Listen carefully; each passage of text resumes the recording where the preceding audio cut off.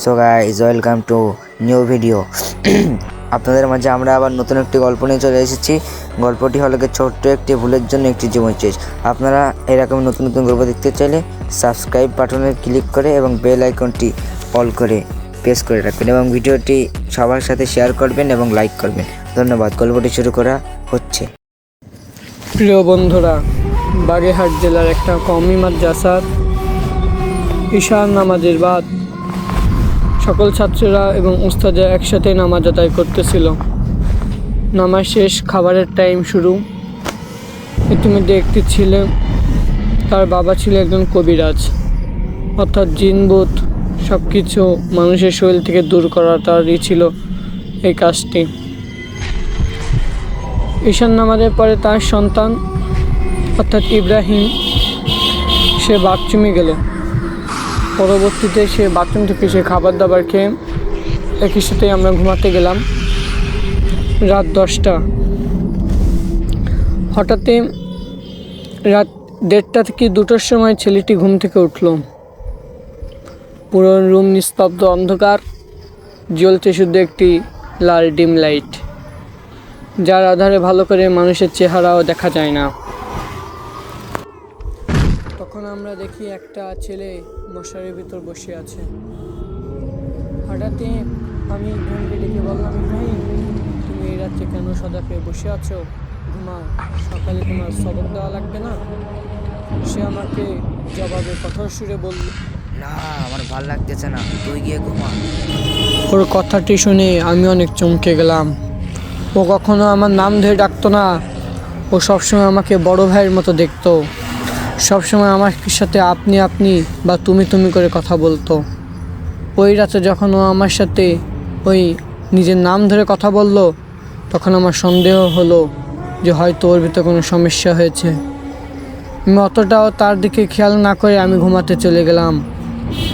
পরের দিন সকালবেলা রাত 3:30 তখন উস্তাদ আমাদের ঘুম থেকে ডেকে দিলেন এবং সবাইকে কোরআনের সবক শোনার জন্য ডাকলেন। ইতিমধ্যে একে একে সবাই কোরআনের সবক দিলাম। আমার পরে ইব্রাহিমের সবকের সময় ওকে খুঁজে পাওয়া যাচ্ছে না। পরবর্তীতে আবার দেখা যায় সে ঘুমিয়ে আছে, কিন্তু আমরা সবাই তো একসাথে ঘুম থেকে উঠেছিলাম। তখন ভিতরে কোনো বিছনা নাছা ছিল না, কোনো মশারি টানানো ছিল না, কিন্তু ইব্রাহিম হঠাৎ করে বিছনা টানিয়ে মশারি টানিয়ে ঘুমিয়ে গেল। এই কথা শুনে উস্তাদ মনে করলো হয়তো তার শরীর খারাপ, এই কারণে তার থেকে সেদিন আর সবক নিলেন না। এমন করে সারাদিন কেটে গেল খেলাধুলা, খাবার দাবার এবং পড়াশোনা নিয়ে। বাদ জুমা সে আমাদেরকে জিজ্ঞাসা করলো, ভাইয়া, কালকে রাতে তোমার সাথে যে ব্যবহার করেছি তার জন্য আমি খুব দুঃখিত, তুমি আমাকে মাফ করে দাও। আমি বললাম, না, কোনো সমস্যা নাই, এটা তো হয় মাঝে মাঝে। পরবর্তীতে ও আমার সামনে থেকে হেঁটে চলে গেল। মাগরিব বাদ যখন আমরা সবক দেব, সবকের শুনানি করতেছি, তখন সে আমাদেরকে বলল, ভাইয়া, আমার শরীরটা অনেক খারাপ লাগতেছে, আমি গিয়ে ঘুমাবো। তখন আমি গিয়ে উস্তাদকে বললাম, উস্তাদ, ওর তো এরকম অনেক ঘুম আসতেছে, ওর শরীর খারাপ লাগতেছে, হয়তো ও গিয়ে ঘুমাতে চাচ্ছে। তখন হুজুর বলল, ওকে সবকটা তৈরি করে তারই ওকে ঘুমাতে যেতে বলো। তখন আমি ওকে গিয়ে বললাম, উস্তাদ তোমাকে সবক বানিয়ে তার ঘুমাতে যেতে বলেছে। সে কোনো কথা না শুনে, সবক না মেনে সে চলে গেল ঘুমাতে। সে ঘুমিয়ে গেল। রাত 2:25 তখন আমরা অনেকে মিলেই চানাচুর ঝালমুড়ি মাখছিলাম। তখন ওকে আমি বললাম, এই তুই ঝালমুড়ি মাখবি না, ঘুম থেকে ওঠ। তখন ও আমাকে বলল, তোদের সাথে কিসের ঝালমুড়ি মাখা, আমি ওগুলো কিছুই পছন্দ করি না, তুই ওগুলো নিয়ে যা। পরবর্তীতে ওকে আমরা ঝালমুড়ি না দিয়ে আমরা একাই সব খাবার দাবার শেষ করলাম। তখন প্রায় 3টা বাজতে 5-7 মিনিট বাকি ছিল। এই মধ্যে শাওন নামক একটা ছাত্র ভাই সে আমাকে ডেকে বলল, মঈন ভাই, তুমি এদিকে আসো, শুনে যাও। আমি গেলাম, গিয়ে দেখি ও আমাকে বলতেছে, দেখো তো ভাইয়া, মাঠের মধ্যে কে দৌড়াদৌড়ি করতেছে। আমরা ভালো করে উপর থেকে তাকিয়ে দেখলাম যে হয়তো কোনো এক ছাত্র ভাই বা কোনো কুকুর টুকুর দৌড়াদৌড়ি করতেছে। তখন আমরা পাশে তাকিয়ে দেখি ইব্রাহিম তার বিছানায় শোয়া নেই। পরবর্তীতে আমরা মনে করলাম সে হয়তো বাথরুমে গেছে বা বাইরে কোথাও। এই কাহিনী দেখার পরে আমাদের মনে একটু অন্যরকম সন্দেহ জাগলো। তখন আমরা শফিক হুজুরকে ডাকলাম এবং বললাম, উস্তাদ, এরকম ইব্রাহিমকে তো দেখতেছি ও মাঠে দৌড়াদৌড়ি করতেছে, ওর আচরণের মধ্যে অনেক পার্থক্য রয়েছে, ওকে কি কোনো রকমভাবে কিছু করা যায়? উস্তাদ বলল, হয়তো এটা ওর আবহাওয়ার পরিবর্তনও হতে পারে বা ওর উপর অনেক প্রেশার পড়ে যাচ্ছে, এই কারণেও হতে পারে। ওই রাতেরবেলা ও দৌড়াতে দৌড়াতে আবার রুমে আসলো। এসে একটা ছাত্র ট্রাঙ্কে মাছ ছিল যা তার মা জুমার নামাজের পর দিয়ে গেছিল, সে ট্রাঙ্কে তালা মেরে রাখে। ইতিমধ্যে ইব্রাহিম সেই ঘ্রাণ পেয়ে গেল এবং ওই ট্রাঙ্ক তালা মারা দেখে ও আর সহ্য না করতে পেরে ট্রাঙ্কটি এক কোণা টেনে ছিঁড়ে ফেলল। বের করে তার থেকে যে বক্সে মাছ ছিল সেই মাছটি খেয়ে ফেলল। তখন আমরা বুঝতে পারলাম তার শরীরে হয়তো কোনো মেসোভূত বা মেসোপেতনি উঠেছে। তখন উস্তাদ বলল, সকল ছাত্ররা তোমরা আমার কাছে এসে বসো, আমার ডেস্কের কাছে বসো। তখন আমরা সকল বড় ছোট সবাই একসাথে আসলাম। উস্তাদ তখন তালহা নামক এক বড় ভাই ছিল, যার শরীরটা ছিল অনেক স্বাস্থ্য শরীর ভালো এবং তার চেহারাটা ছিল অনেক সুন্দর।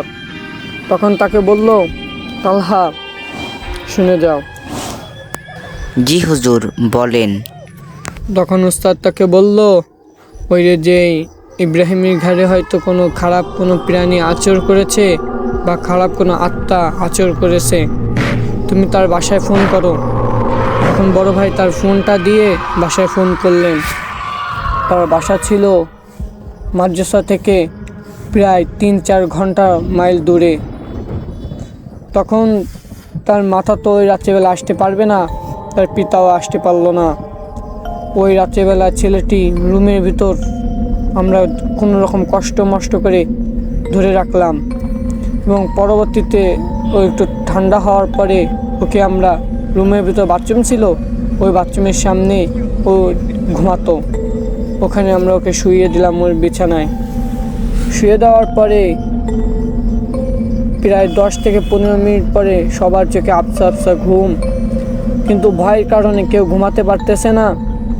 এই কারণে আমরা সবাই বসে জেগে থাকলাম। হঠাৎ দেখি ও একটি লাথি মারলো বাথরুমের দরজার উপর গিয়ে পড়লো, পাউটি খুলে বাথরুমের দরজাটি খুলে গেল। এত জোরের পাওয়ের জোর তা আগে কখনো আমরা দেখতে পারিনি। হয়তো এটা আমাদের দেখাই বাকি ছিল। ওই রাতের বেলা ও রুম থেকে বেরিয়ে গেল। কিছুক্ষণ মাঠে দৌড়াদৌড়ি করছিল, আমরা মাঠের পাশে গিয়ে দাঁড়ালাম। ওকে আমরা কেউ ঠেকানোর চেষ্টা করলাম না, কারণ ওর গায়ে অনেক শক্তি ছিল। ইতিমধ্যে আমাদের মাদ্রাসা বা বড় হুজুর মহতামিম সাহেব, দারুল ইকামাত সাহেব সবাই চলে এসলেন খবরটি শুনে। আসা মাত্র মহতামিম সাহেব বলল, ওর গায়ে হয়তো শরীরে হয়তো কোনো ভয়ঙ্কর ধরনের কোনো প্রাণী আচর করেছে, তোমরা কেউ ওর কাছে যেও না। তখন আমরা আস্তে আস্তে ওর থেকে আরও দূরে আসতে লাগলাম। ও মাঠের ভিতরে শুয়ে পড়ছিল, বসে পড়ছিল। হঠাৎ ও দৌড়াতে দৌড়াতে রাস্তা পার হয়ে গেল। রাস্তার ও পাশে ছিল হাজির বাগান, যেখানে দিনে মানে কেউ গেলেও হয়তো কোনো মুরব্বীকে পাঠালেও সে দেখে হয়তো মনে করবে রাত হয়ে গেছে, যেখানে সূর্যের আলো পৌঁছাতে অনেক হিমশিম খেয়ে যায় আলো। তখন ওই রাত্রেবেলা ও ওই জঙ্গলে দৌড়ালো। ওই রাত্রেবেলা আর আমাদের ওস্তাদ সহ কোনো ছাত্র সাহস করে ওকে আর খুঁজতে গেলাম না। পরবর্তী দিন সকাল 8টায় ফজরের জামাত পড়ে কিছু ছাত্রকে আমরা পাঠিয়ে দিলাম যে যাও দেখে আসো, কালকে রাত্রেবেলা ইব্রাহিম ওই বাগানে গিয়েছিল, ওই হাজির বাগানে গিয়েছিল, তুমি গিয়ে দেখো, তোমরা গিয়ে দেখো ও কি ওখানে আছে কি না। সেই ছাত্রগুলো প্রায় দুপুর 2টো পর্যন্ত খুঁজলো, এসে তারা নামাজ আদায় করলো গোসল করে।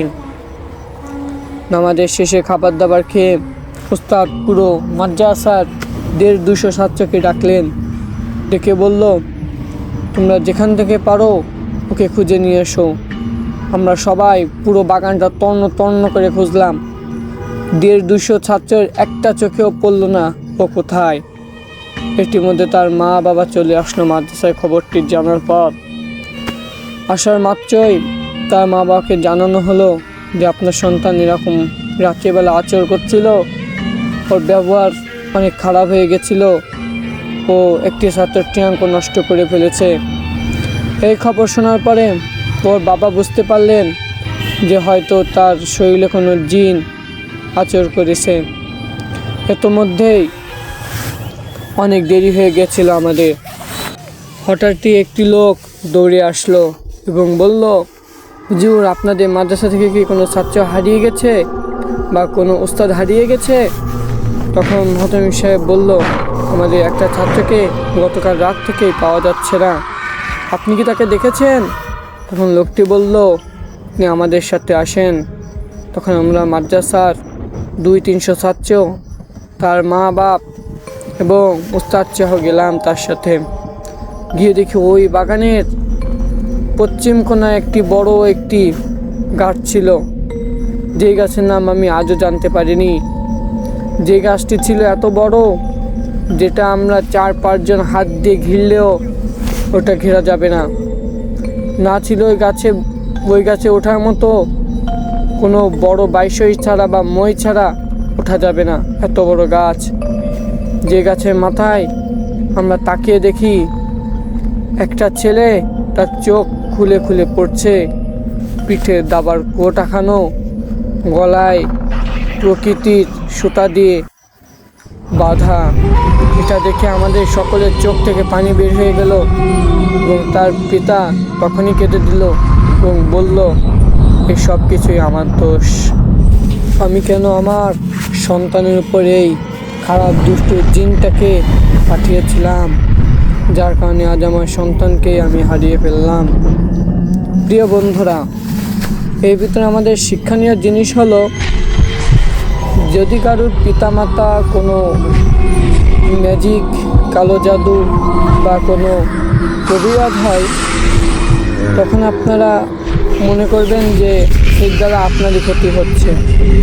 কারণ কোনো জিন জাতি বিনা কারণে কারোরই কোনো ক্ষতি করতে চায় না, বা তারা কোনো মানুষকে বিনা কারণে ক্ষতি করতে চায় না। তারা শুধু আসে নিজেদের স্বাদ মেটাতে। হ্যাঁ, কিছু দুষ্ট জিন আছে যারা মানুষের ক্ষতি করে, তাদেরকে আল্লাহ তাআলা হেদায়েত দান করুক, আমরা এই দোয়া করি। এবং তাদের কারণে আমাদের অনেক মানুষের জীবন বিপদের ঝুঁকিতে পড়ে। অথবা সবাইকে বলবো, আল্লাহ তাআলা কিয়ামতের দিন জিন এবং মানুষের হিসাব নেবে।